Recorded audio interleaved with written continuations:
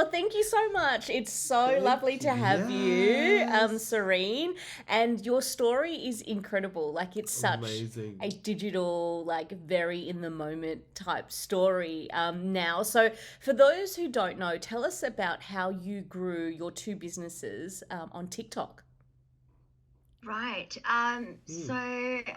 So the first business is Cup 49, and we do DIY bubble tea Yeah. kits, and that I launched in September of 2019, so before the lockdown. Yes. And I think I don't even know if TikTok was around. It was Yeah, probably it was around then, around. but I only, yeah, it was, yeah. Definitely. Yeah. Um, I only joined in 2020, and I just did it because there was like word of this new app that came out, and Mm. Mm. people were dancing on it. I was like, oh, like let me give it a go and see, see if I could do small business content on it. I remember my first video, it was a massive flop, and then Yeah. Mm. I was so embarrassed by it, and I took it down shortly after, but yeah, and then we started posting. I was just trialing a lot of different types of content, and I Yeah. started posting packing order videos, and Yes. that sort of picked up. Yeah. I'm not sure, like back then, like small businesses um, were, I guess, a lot more relevant. I mean, Yeah. it's not that it's not now, but back then, I feel like a lot of small businesses Yeah. were booming Yeah. on TikTok. It was very easy to get reach and exposure with a new platform like Yeah. that. Mm. I guess it's So were you launching it not knowing that a lockdown is about to happen? Yeah. So we launched it, and then yeah, and then it's so funny because we started with reusable, like the bubble tea cups, Yeah. Mm. and we wanted to reduce plastic waste around consuming bubble tea, and at that time, like me and the friend that I launched it with, Yeah. we were like, because I have a friend who is a bubble tea supplier, so Yeah. Right. I was already like making bubble tea at home Got it. before Yes. lockdown even happened, Yeah. because my friend would supply me with Supply you. Yeah. his Got bubble it. tea products. So it Yeah. was so funny because my friend was like, "Oh, Serene, we should really like launch these bubble tea kits Mm. like pretty soon." This was um maybe around maybe October, November of Yeah. 2019. But And why the name? yeah, Why the name? the name, okay, so it's actually quite a funny story. So we actually did a survey, and we realized in an hour, a store in Melbourne, a bubble tea shop in Melbourne, pumps out about 48 cups of bubble tea. So that's like Oh. 48 plastic like Yeah. cups, plastic Yeah. lids, I plastic see. straws, Yes. 48 plastic bags. So we called it Cup 49 because we wanted it to be the 49th and Oh, ever that's the reusable last cup. So you one. would Yeah. bring it in Ah, I love and get it Yes. it. filled. Yeah. Yeah. So anyway, so back to the whole TikTok thing. Went on it. Yeah, packing order videos really resonated. We sort of grew a following there. We sort of grew a community there, Mm. which Mm. um, is something that I think was one of the main things that sort of led us to this point in business. We grew a following that was, I guess, very, very, very close, and they really followed along with my business journey. They really helped me in making a lot of business decisions because Yeah. Mm. I wanted them to be really involved Yeah. in it. Mm. And is that Wanted to be done like through the comments that you reply to or suggestions that you read in the comment section? Is it just viral trends that you pick up? Because a lot of people mention, and I think it's great that, you as a case study, that you have this idea, you've got this supplier, and then now you're using leveraging the power of social media to really kind of concoct and grow the business. Yeah, so it's comments, it's the Facebook group. So we have a Facebook group Oh. for Cup 49, the first business, and we have, I think, 7.1 thousand people in the Facebook group. Yeah. That's like your true, like a Yeah. loyal, Yeah. die hard Cup 49 bubble tea Yeah. fans. And we sort of, I guess we go beyond just the comments because we ask our community for what they want. They would tell us, hey, we want like these flavors. Yeah. Then I would Mm. go and work with the manufacturer in Taiwan to get samples of these flavors with Yeah. different formulations, and then I would then I would make like little product testers and product samplers, and then I would give it back to the community, and I'm like, hey, Try who wants these. to be a Yeah. product sampler? Yeah. Let me know. And then they'll sign up, and then with the next order, we'll give them all of these samples. And that's sort of how we got a lot of feedback. So we would give it to them, and they're like, hey, I love this, like this is ready to launch. And some of them's like, oh, I don't think the recipe or the formulation is quite there. And then we will go back.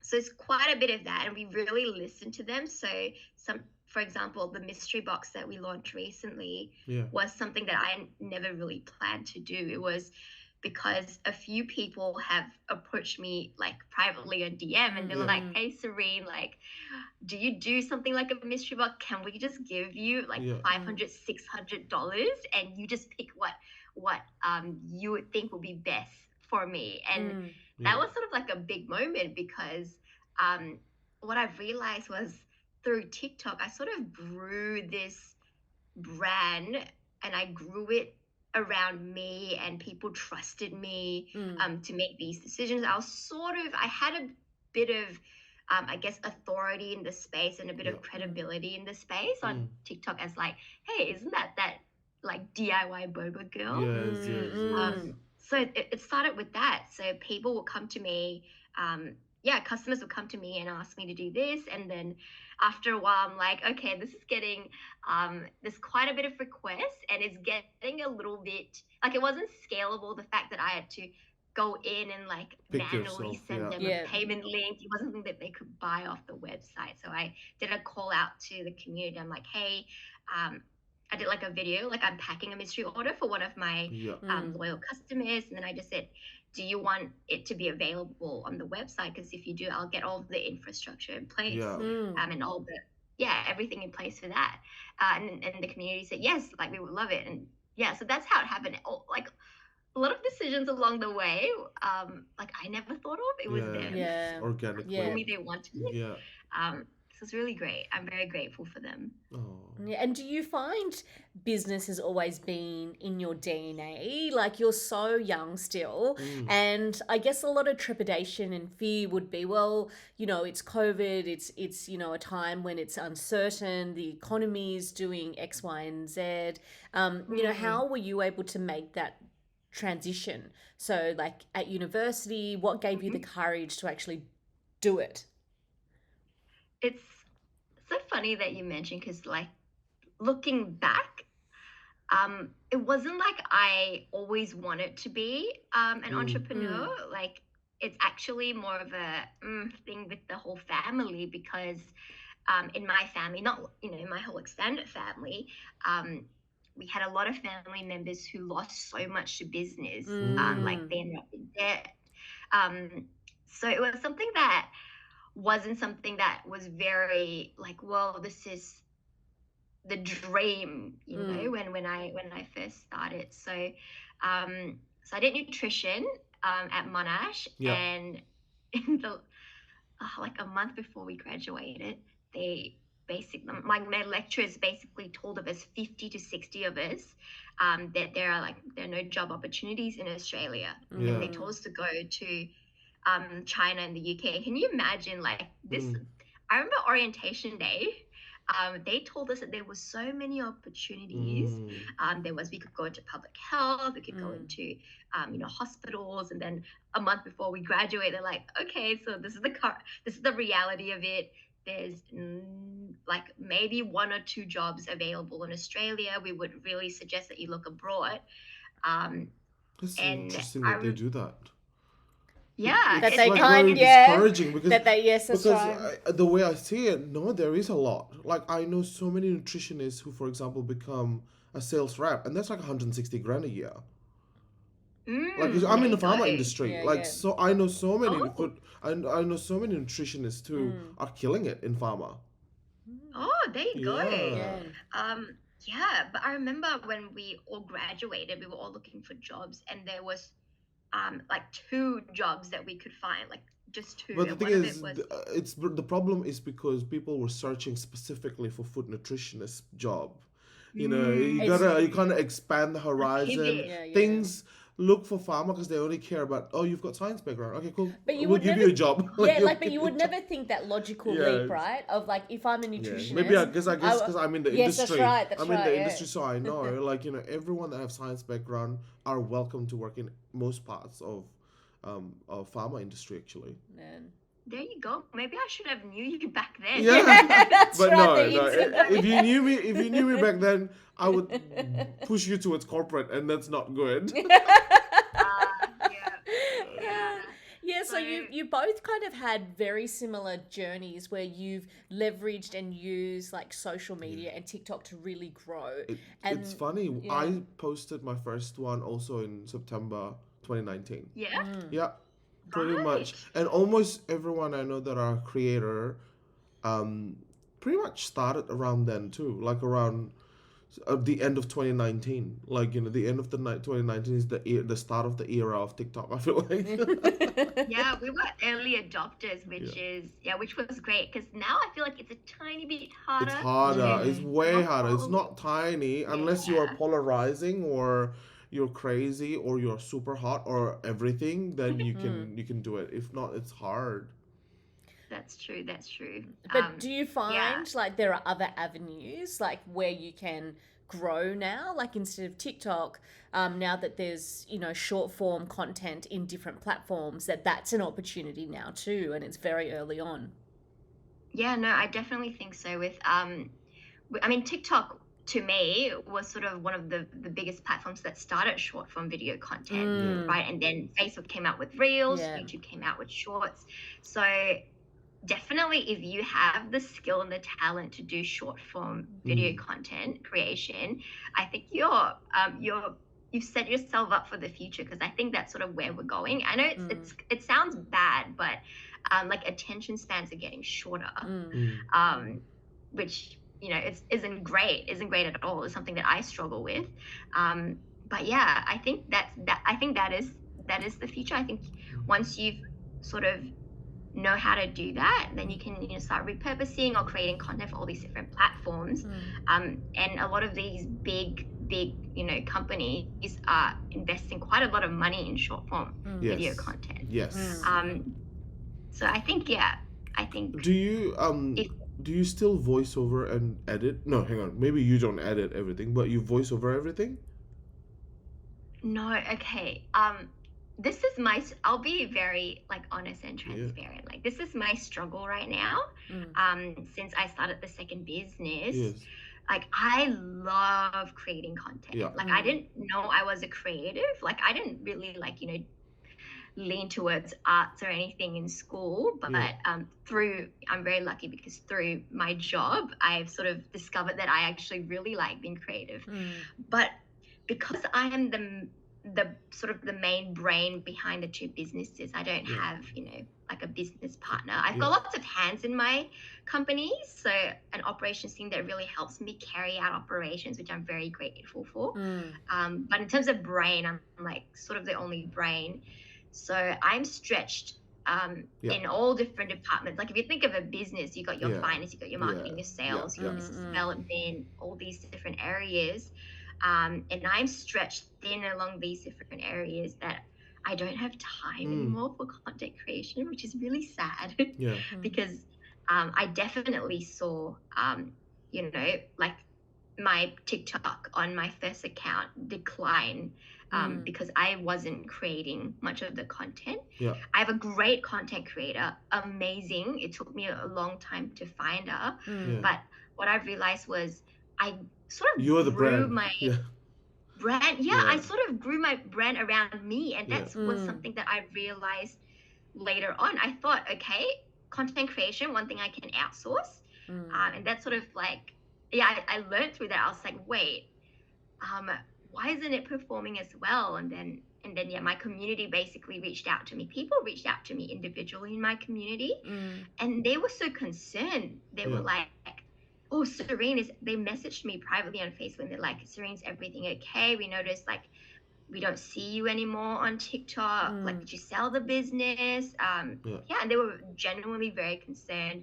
And that was, in hindsight, I should have done the transition better. Yeah. What I did, I think I just did like 2 videos saying like, "Hi guys, like this is the content creator. Her Yeah. name is Sweetie." Mm. And in hindsight, I should have sort of transition, maybe make it like a 6 month to maybe a year transition where I do videos with her and then I slowly phase out. Yes. But I just sort of went like, oh, I got like other, Yeah. Yeah, I have like other, other things that I have to focus on.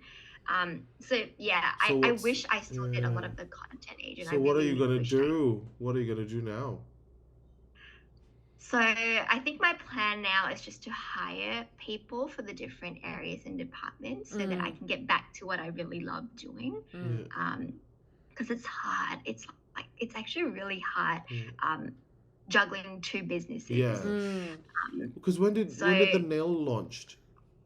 So the nail launched last year, Yeah. so 2022, and I launched it.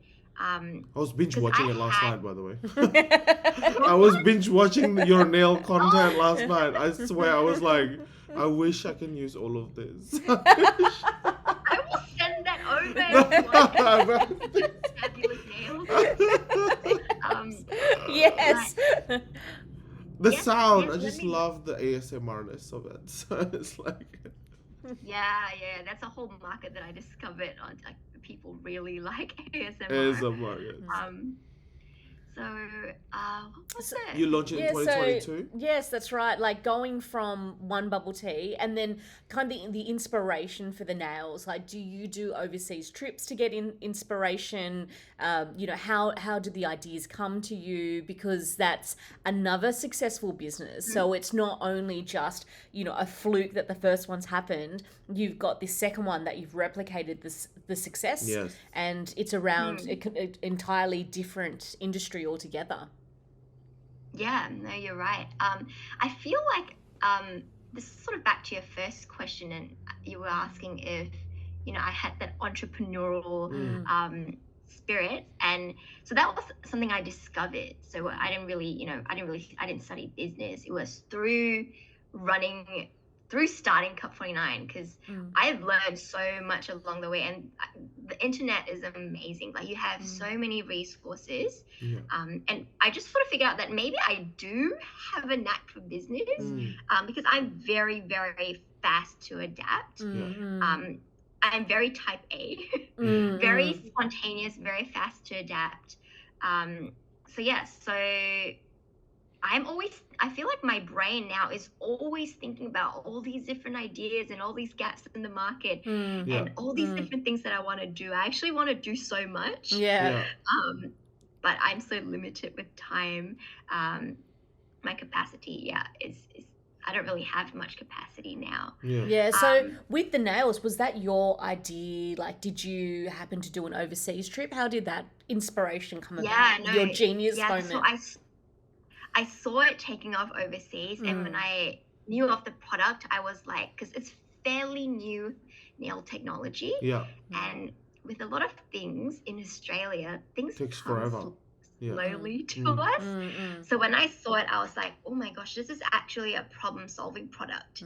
And I like start businesses that solve some sort of problem. And I like starting businesses in the DIY space. So with the bubble tea, it solves a lot of problem with affordability, convenience. You can make it at home. You can make it exactly to your preferences. So when the nails came out, I was like, oh my gosh, it's just something so new that solves the affordability problem. You don't have to make appointments. You don't have to go to the salon and spend, now with the economy, it's really hard to even afford for a lot of people to even afford going to the salons and getting their nails done on the regular. So that was one thing. And there were a few things like it solves a lot of people. What I've realized, a lot of people struggle with nail biting. And this solves that kind of like problem. anxiety or habit like that you see, and it's often like it's not just you see it in kids. Like I see it in a few bosses where it's like no, and it's kind of like it happens, yeah. And it was something like once again when I started Gellae, it wasn't like when I was thinking about my target audience, it wasn't like nail biters. It was something that I discovered along the way because my customers, like I started a Facebook group for Yeah. Gellae, called the Gellae Based Nail Community, and people were just saying like, oh, I've struggled really badly with nail biting, and this is the first time I've seen my nails past like my fingertips. And they were like raving about it, and they're like, this was so great, like I can grow my nails out. And I was like, hold up, okay, so there's a whole other community that this product would be really beneficial for. So I sort of learned things along the way. So it was very much a problem solving product. I've also noticed you mentioned quite a few times Facebook. So you actually use Facebook a lot in terms of building community. Yeah, like is it Australian community in Facebook? Yes. So we have, for the second business, we have a lot more international customers than the first one. It's just because it is so expensive to ship heavy items overseas. So with the bubble tickets, they can get like quite heavy. Our average order is like 7 kilos, and it costs a bomb to ship. Like 7 kilos to the US cost me about like $90. Wow, $90 for shipping just to ship 7 that's incredible. kilos. So it's based on mass, like it would be a volume type business where you need to have, you know, like a high increase of customers, and it's very slim margins because the shipping is so expensive. Yeah, it's very high. It has to almost be high ticket. So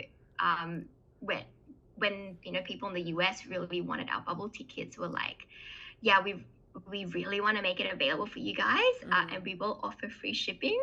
But what they sort of didn't know behind the scenes was that I took for some orders I actually lose money to the US, which is something that obviously, you know, you're not going to put it out there. But with Gellae, it's a lot different because it's a light product, so it was a lot easier to ship, and it didn't cost quite a bomb to ship, which was also great for my customers, because if they didn't, you know, hit the minimum for free shipping, you know, shipping wasn't going to cost a bomb for them. So that was for Facebook. You're getting a lot more local for the Cup 49, but a lot more international for the nails. More so we're still getting a lot. So for both, it's mainly local, but we have a lot more internationals on Facebook for Gellae, and that was sort of what I wanted to do, because if I looked at my marketing funnel, and you know how with the marketing funnel, you know, at the top you've got a lot of the awareness stage and trying to get people down the funnel. And a Facebook group was one of my middle to bottom of the funnel strategies. So TikTok is awesome for getting reach, getting awareness, getting traffic to your website. Amazing at that. But TikTok is actually not that amazing at converting a customer. So we've got to find other ways to convert the customer. I reckon it'll be better when the yellow basket is come.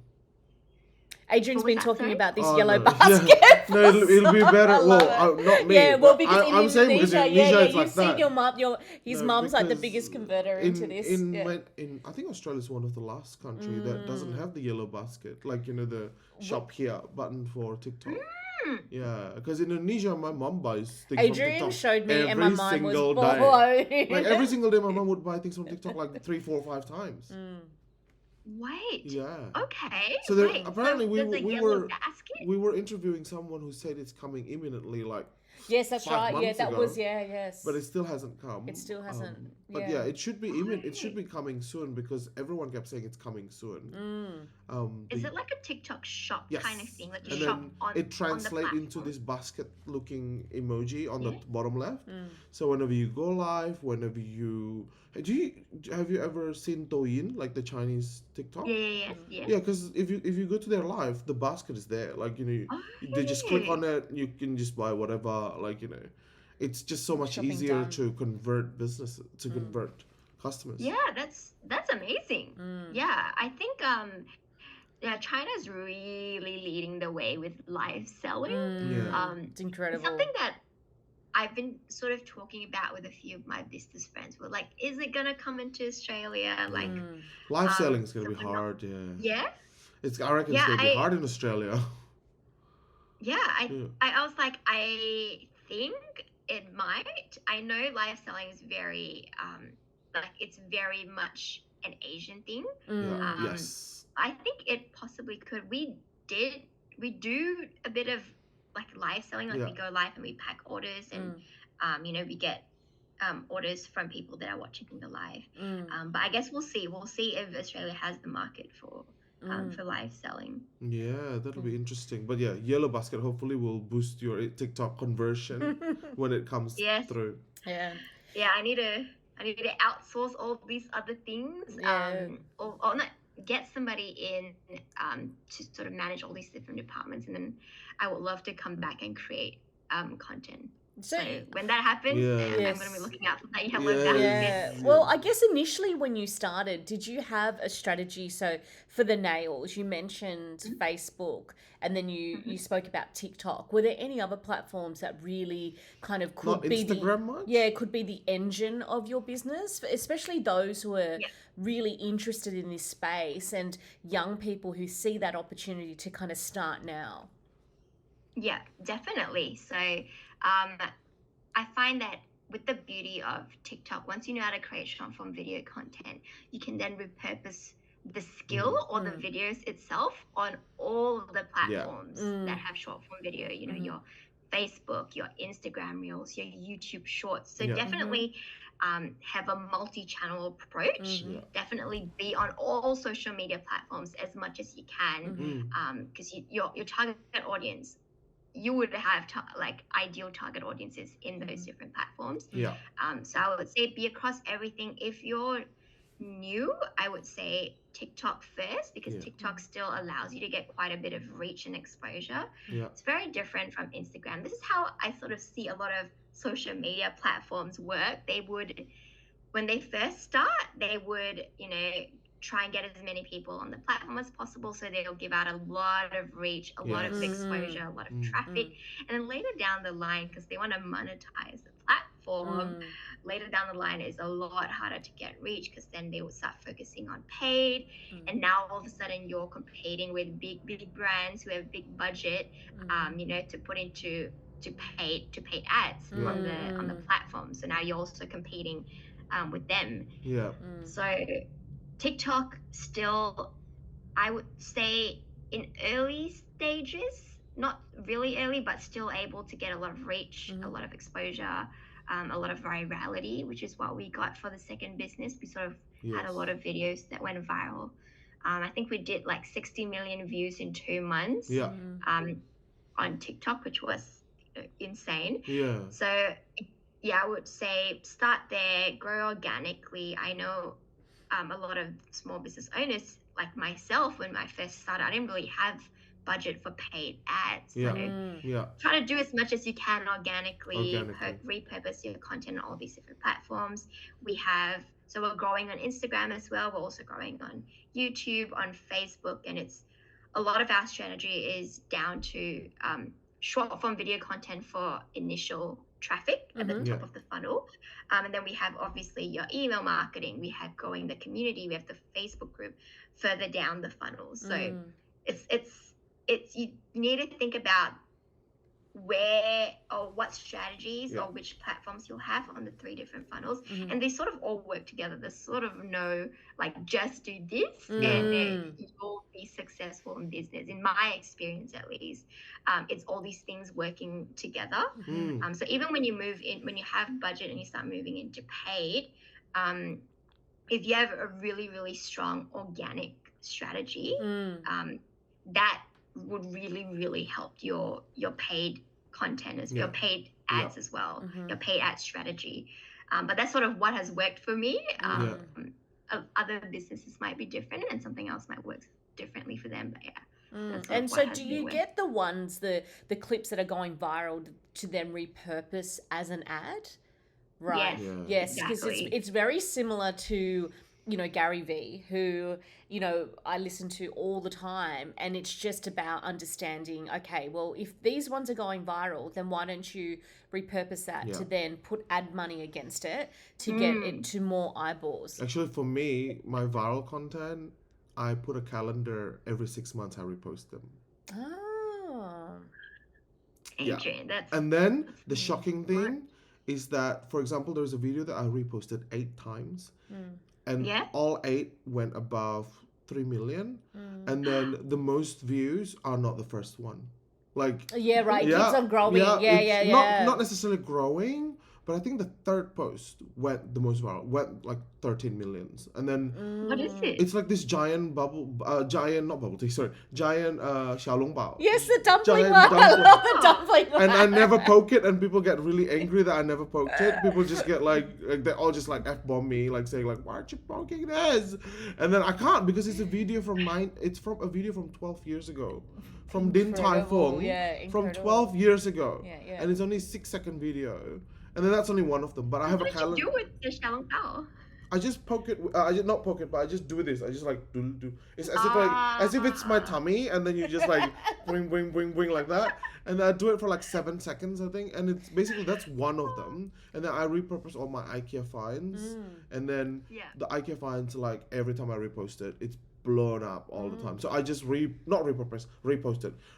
I repost it so often. Sometimes when I'm lazy, I'll put on my story. When I'm working at a conference or a workshop, I'll be like, you're going to be seeing my vintage content because I have no time for editing. What do you wait, so Adrian, so you do have A full-time job. and this is like your side, like a side Yeah, hustle kind of yeah. I'm right now meant to be. I have a meeting at 11. But this is on a Saturday, so you're not working. It's on a Friday. No, yeah, I work in a vaccine. I work in a pharmaceutical company. I work in vaccine, so that's why I can comment about someone who have a nutritionist, because my ex-manager was a nutritionist, and then she now works for another company, and she hires because she's familiar with nutritionists. I think 7 out of the 10 of her hires now are all nutritionists at another company. Oh my god. Yeah, and they're selling like this product for elderly, and it is related to, you consume it for the purpose of nutrition as well. So it's some part related to nutritionists, but I guess somebody who is a fresh graduate from nutrition would not think to go to pharma. They just think, I want to go to work for Nestle, Unilever, like all of this. The but big company. But I was saying before, sorry, I had a thought before I mentioned it to Julie, but now I've kind of thinking more about it. Like, you should do like a pop-up in the middle of Melbourne where you do bubble tea and getting your nails done at the same time. Oh, yes, you do. So good. It'll be like a guerrilla marketing where it's just randomly in the middle, like Yes, I love those random pop-ups in the middle of a Westfield. random pop-up, and Yes. people are like, what the hell is this? Especially because your brand is like a digital brand, not necessarily, you don't have a shop. Yeah, it's Like, like people in would real be like, life. what is this? And they start Googling you. Like, I Yeah. can just imagine it come to fruition. Like, people, and then if it's successful, then you do it in Pitt Street in Sydney. Oh, like, yes, in Adrian, Sydney. do it with me. Yeah. Yes. Well, if you do it in Pitt Street, you can get so many creators. Seriously, Oh, yeah, they so come, many. yeah, and They'll your just fans, run. Especially yeah. doing bubble tea and nails. That's unique shit, man. Like, Yeah, both that's combined. like, yeah, It's like a Marvel movie. It's like, oh, why don't have your hot pot at Hai Di Lao? Have your bubble tea here, because we'll do your nail here too. Oh, yes, Like because you Hai Di could Lao. be drinking and the nail. Yes, Yes. Yeah. Oh my gosh. There you Oh my go. god, no. Next level. Do a DIY pop-up. DIY bubble tea pop-up where you can also, when you wait, exactly like Hai Di Lao, when you wait for your turn, you get your nail Oh done. my gosh. Then you come and like get your like. And do your nails. because your nail, it's so quick, right? It's not like it takes Yeah, forever. Yeah, it's quick. It's quick. so perfect. Like, it's so simultaneous. Like, I just can imagine. See, I as need to being, hire you, Adrian. I need to hire I think you. when you're a content creator, sometimes because I've been a content creator, I don't know, it'll probably be the same as you. When you come up with a problem, you immediately have this creative juice that's just started like coming Yes, up with these thinking about ideas. it. Like, Yeah. Oh, Problem I shooting love it. it. When you get those moments, oh, that is like euphoria, because you're like, you get so excited. That's what I realized Exactly. about, I guess, similar to content creation with running a business. Yes. Your passion, it is the only thing that would sustain you in business, because business is so hard. Yeah. A lot of so Yes. much hours put into it. Yeah. But that it's amazing it's that so you, easy to burn out. it's amazing if that you because don't you have the say, passion. because you mentioned before that your family experienced a lot of hardship on their businesses, and instead of discouraging you, it Encourage encourages you, you. yes. It motivates you. That's interesting. Yeah. Well, it wasn't really something that I thought of with, this person like really struggled in business. And it wasn't something that I thought it was something more that my parents thought of. So they were very fearful of me, like going all in the Yeah. business in the early stages, because, that led to a lot of, not a lot, but like some family members going into debt. Yeah. Um, Was it all so your money, or did they have to chip in too? Oh no, no. So we were very, very blessed in a sense that with Cup 49 and with Gellae, yeah, it was just running off of its profits. No, but at the So we beginning for need to Cup have 49, for example. At what the was that? beginning for Cup Just 49, the seed money. like the seed money, Yeah. like is it just all you, like you personally? Oh, or- it's just me. I just or- pumped in like Cup 49. Like the initial So you- capital was like maybe $2,000. Oh wow. So it wasn't a lot. And yeah, with just how I ran it with the strategies behind it, we were just profitable very early on. So we were just running off the profits. We didn't need to get external Oh, that's investors amazing. or anything. But in terms of making big decisions, like when we first committed to a warehouse, Yeah. I remember my parents called me. This was when I was telling them, hey, I'm looking to move into a warehouse, because we started everything from home, and it was just too much. I couldn't really like employ people because, then they'll be coming into my home. Yeah. So that was sort of the logical next steps for us. And I did the math. I'm quite financial savvy. So I did all of the math. I'm also very risk adverse. So when I came to the decision to make this big step to invest in getting a warehouse and an office, it was something that, the numbers made sense to me and the risks made sense at the moment. So they called me and they were like, Yen, like my Chinese name is Yen. They're like, Yen, we're coming over to your house. We need to have a talk. I'm like, oh, what's happening? So they basically came over and they wanted to, the whole point of that was just to have a chat and basically tell me to not go ahead with. So it was like a Typical business. Asian parents. It's a business intervention. It's an intervention, Asian style. And this is something that, like, my upbringing in my family is very different from a traditional Asian family. Are they Singaporean, Malaysian, or Chinese, or from Malaysian? China? Malaysian, because it's Lim. That's why I thought it's Malaysian. Southeast Asian. Yeah. So I was born in Malaysia as well, and very different. Like, we weren't very traditional. My parents brought me up with, it was never a top-down kind of childhood. Like, they listened to me. It was very much like it was, especially when I got older, it was almost like we were peers. Oh, that's good. So That's this amazing. was something that was like, whoa, this is big, because that's very revolutionary.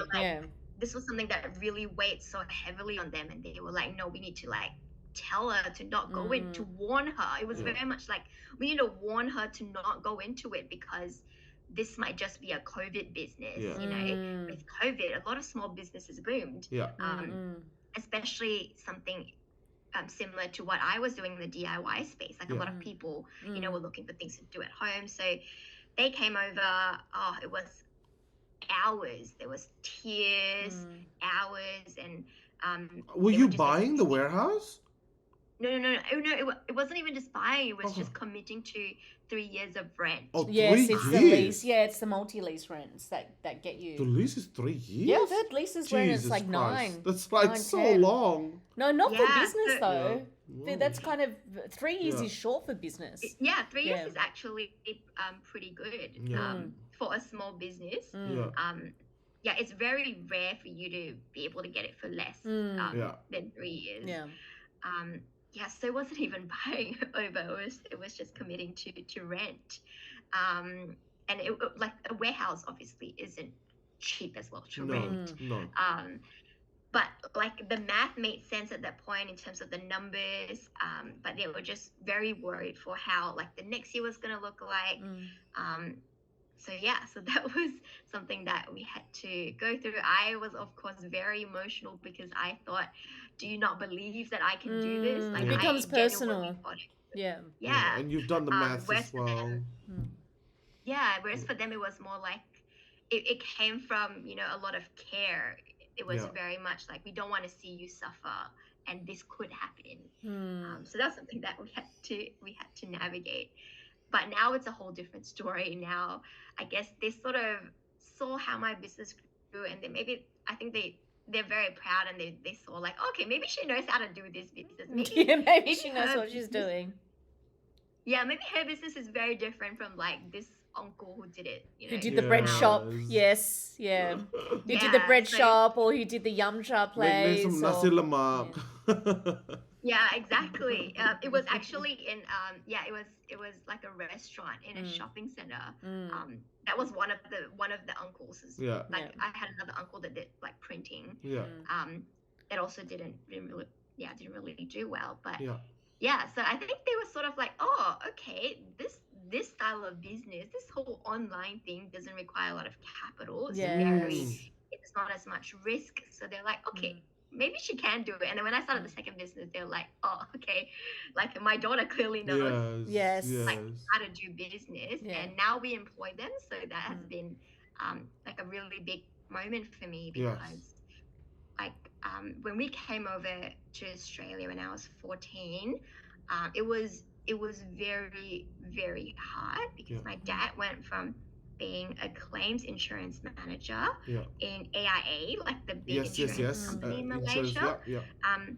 But he didn't have a business degree, so when he came here, he couldn't find a job. Mm. So my dad has been working as a night hotel receptionist Mm. in like a little small, hotel in the city for more than a decade. So that has had a significant impact on his health. Like if you imagine this 60-plus-year-old man Mm. who can't sleep more than 2 hours straight because of his night shift job, like Yeah. that has affected his health quite a bit. So one of my main goals was to retire my parents, but we're Yeah. not 100% there yet. Yeah.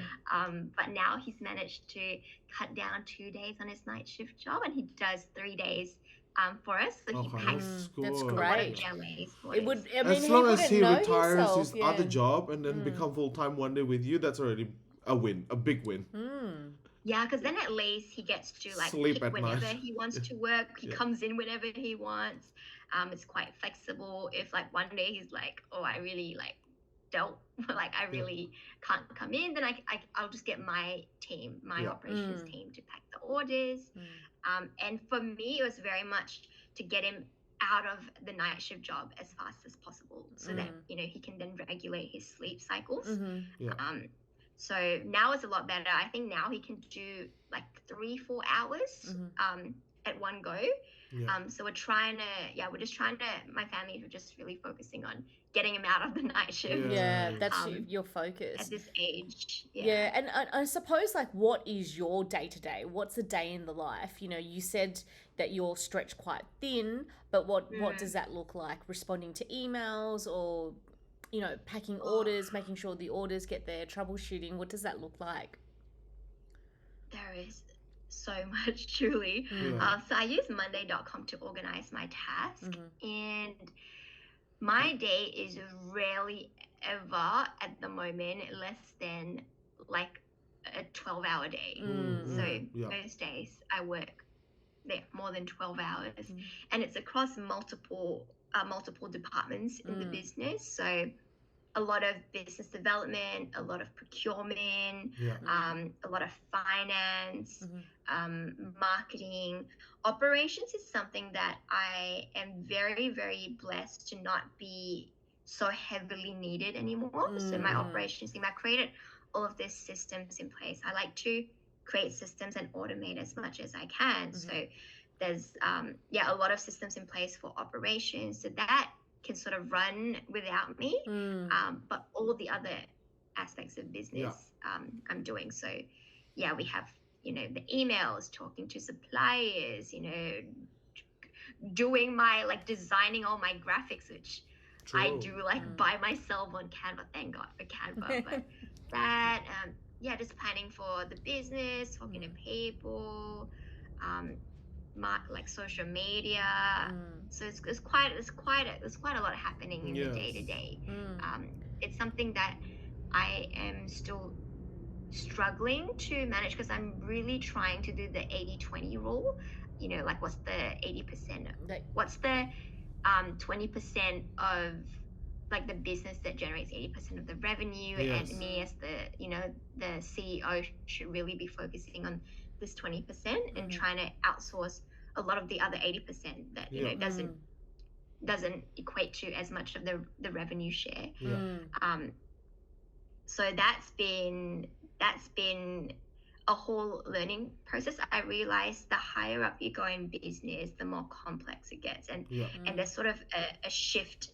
It's like a shift of like, okay, now you got to think about your organization structure, and now it's like you got to start having people in place in your organizational structure, like your marketing, your operations, so that they can then carry out that area really well. Because I, as a person, I can't handle all of it, and Yeah. if I try to handle all of it, like none of it these gets areas done. are not getting enough attention and Yeah. love. So that's sort of like the stage where I'm at now.